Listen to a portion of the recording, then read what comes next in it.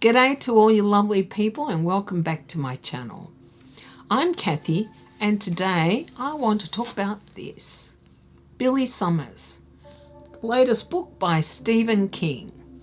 I need to preface this review by making a couple of statements. First off, I am a massive fan of Stephen King.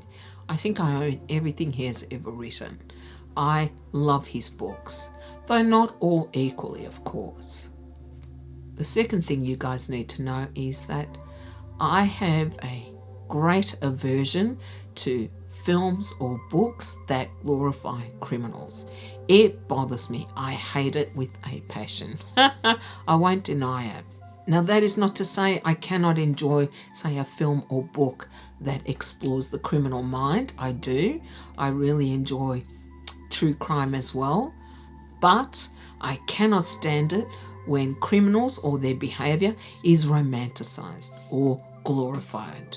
So you need to know about these two biases of mine before I get started with the review. Billy Summers, the eponymous character, is a hired assassin. He has killed, I think, 17 people, and he is considering retiring. But he is offered one last job for a huge payout. Part of the job includes that he will have to take on an assumed name and live in this small town until the target comes to this town, which could be several weeks or months. That is the beginning of the story. I would say that this book is divided into 3 parts. There is the first part where we see how Billy interacts with the people in this small town, how he develops friendships with some of his neighbours, both at home and at his workplace. His cover is that he is a writer who is trying to write a book, and so he has an office in town where he will eventually take the shot against this target. He finds himself starting to write a book about his life, reflecting on his life, I guess. And we learn some of his backstory, which no doubt is tragic. Now, this assassination doesn't go quite according to plan. Billy is afraid that the person who hired him might be looking to kill him. So a large part of this book is Billy looking for retribution, or to mete out retribution, I should say. There is also a part in the middle which deals with a new character that we meet, a young girl called Alice who has suffered a major trauma in her life. I'm trying very hard not to give you any spoilers here. And the development of the relationship between Alice and Billy is, I'd say, the middle section of this book. If you have read Stephen King, then you know his writing style.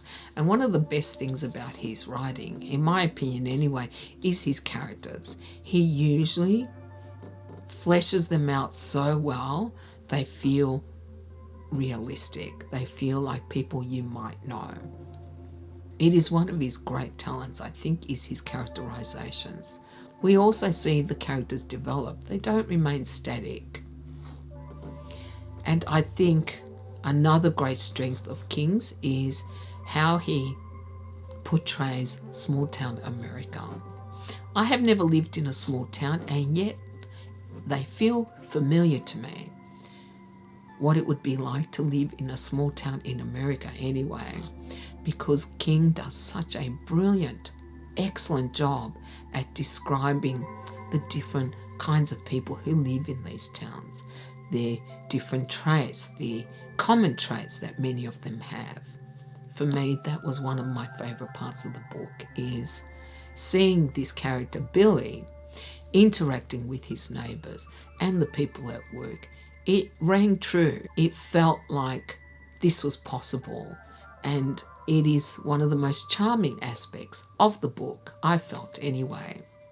However, the character Billy himself, I found really dull. I did. I've already warned you that one of my biases is I don't like criminals being romanticised, and I felt that Billy Summers was. We cannot forget that he is a killer for hire. Billy, however, has this moral justification for his behavior. He will only kill bad men. Seriously? What gave him the right to decide something like that? He is judge, jury, and executioner? I'm sorry, but that is not a good enough explanation for me. That to me is simply a rationalization for him to do something that he wants to do. Nobody forced him into this position. We learned that. I keep getting interrupted when I'm recording. Okay. I was talking about the character Billy, how I find him boring. I felt that the character of Billy was a contradiction. He was smart, he was moral, or so he thought, and yet he is a killer for hire. I think I would have more sympathy with a character who kills, say, out of revenge or personal feelings, rather than somebody who gets paid. Yeah, I could not find a lot of empathy for this character at all. Not that I hated him, I just could not admire him anyway. I also found his recount of his experiences as a sniper in the Iraqi war as boring. Yeah, I did. I think I've seen this done so many times in films, in books. It didn't feel fresh, it just felt rehashed. And it still did not explain why this character decided to kill people for a living. I just didn't feel that there were enough reasons in Billy Summers' life to justify him deciding to become a killer. It just seemed the easy way. It just seemed something he knew how to do, he knew how to kill, so he thought, why not make a living out of it? He is not an admirable character, and I think he does acknowledge at some point that he also is a bad man. Yeah, and I agree with that. So it was hard to like this character, though in the beginning, in the first part of the book, whilst he was living in this small town, I did forget sometimes that he was a killer. However, I did not feel he was an extremely well-drawn character. He seemed a little bit of a caricature to me. That might be too harsh. He just didn't impress me. Whereas most characters in Stephen King's books, I absolutely love. Even ones that are, say, a minor character. The other character we spend a lot of time with is Alice, a young girl, young woman. I think she's 21. I have a major issue with the way King portrayed her character. This is a young woman who underwent a traumatic experience. I did not think that King adequately dealt with how it would have affected her. I really didn't.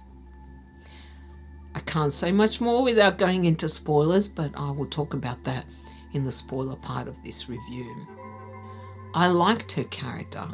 I just didn't think that how she behaved in this book was realistic at all. The ending, there are almost like two major confrontations in this book. One between Billy and Nick, the character who hired him to do this last job. I found that one a little anticlimactic. And I know that many people feel King doesn't always stick the endings, that quite often they're a letdown.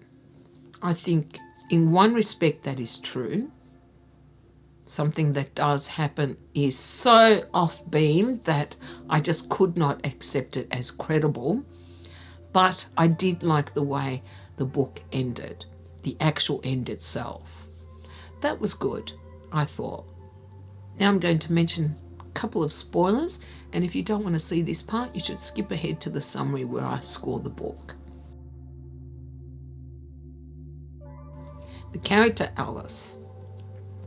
This is where I really have trouble with this book. After killing his target, Billy is hiding out in an apartment before he can leave town. And Alice is dumped by three young men outside his home and left in a pool of water, which might eventually lead to her drowning because she seems to be unconscious. So Billy rescues her, brings her into his apartment. I think that was meant to show us that Billy has some kind of feelings, some compassion. The character Alice, however, was gang raped by those 3 young men. The way King portrayed how Alice dealt with that trauma was so unrealistic that it really spoilt the book for me. This is a young girl, naive, innocent, trusting, who was a virgin and was raped by her date and his 2 housemates. You would think that Alice would be so traumatized by this event that she could not trust any man. And yet she trusted Billy far too quickly. It did not ring true for me. I thought, no way anyone who has gone through what she has would be so trusting of a male. And not only that, she actually recognizes him as the killer. And yet she still stayed with him. I'm sorry, but that's bullshit. Absolute bullshit. And if that wasn't enough, King minimized the actual effects of such a traumatic event on Alice. Oh, she had a few showers that were a bit longer than usual. Not enough. Just that whole storyline was completely unrealistic in my opinion.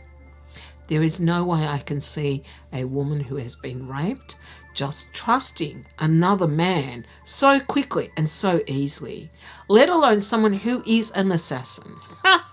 Yeah, I don't buy it, not for a second. So that really spoiled the middle part of this book for me. The other thing that really bothered me in relation to Alice is that Billy finds out that Nick, who hired him, was the middleman, and the actual person who hired Nick was a media mogul. I'm wondering if the author was thinking of Rupert Murdoch. Anyway, Billy finds out that this man not only killed his own son, but he's also a pedophile. So he decides he has to kill him because he's a bad man.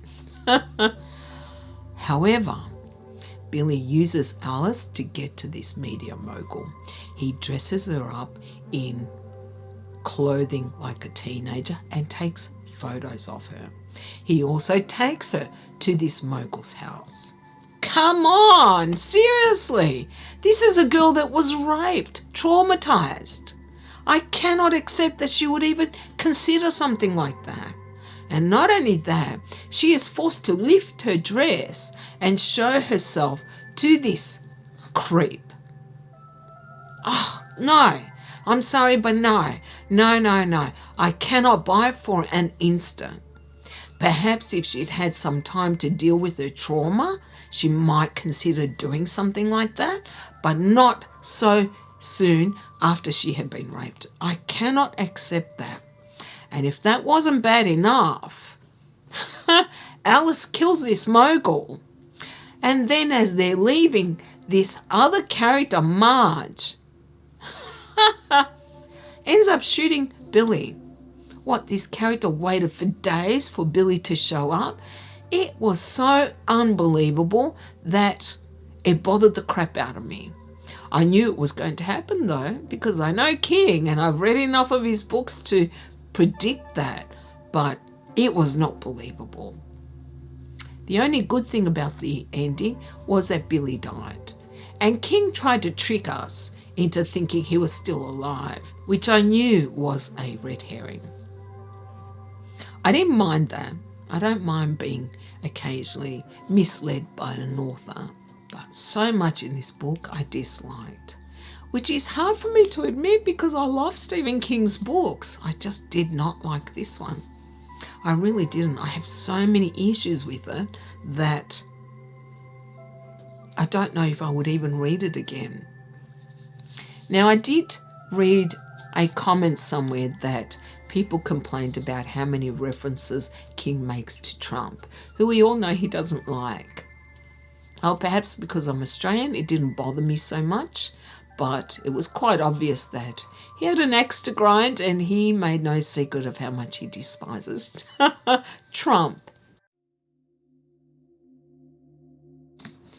So let's summarize. Okay, so do I recommend Billy Summers? Maybe for hardcore Stephen King fans. I reread all my Stephen King books, but I do not think I will reread this one. I have too many issues with it. I did not enjoy it. I had to kind of force myself to finish it. And I was let down many times, which I hate to admit, but it's true. So unfortunately, I am not going to recommend this to you guys. If you are a new Stephen King reader, I would skip this one. There are so many other books that are worth reading. So for a score, what would I give Billy Summers? I score out of 10. If it is below 5, I will not read it again. And this is going to get 4.5. Yeah. I think that's the lowest score I've given a King book. Which says a lot, I think. Perhaps you have a different opinion. I always love discussing these books. I know not everyone will agree with me, but you can put down your opinion in the comments below. Thank you guys very much for hanging out with me. I hope you enjoyed this video, and if you did, you can do the usual. You can like, comment, and subscribe if you haven't already. I hope you all have a beautiful day, and I'll see you next time. Bye.